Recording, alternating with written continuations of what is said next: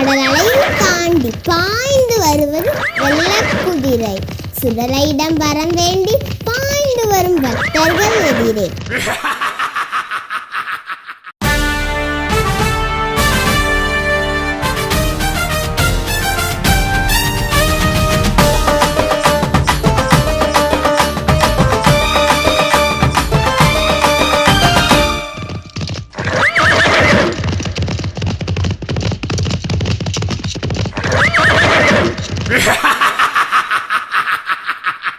சுருட்டு வாழை எடுத்துக்கிட்டு தீப்பந்தம் ஏந்திக்கிட்டு, சுருட்டு வாழை எடுத்துக்கிட்டு தீப்பந்தம் ஏந்திக்கிட்டு உருட்டு மீச பொலிவுடனே வராரு ஐயா. முன்வினைகள் தீர்த்து வைக்க வராரு.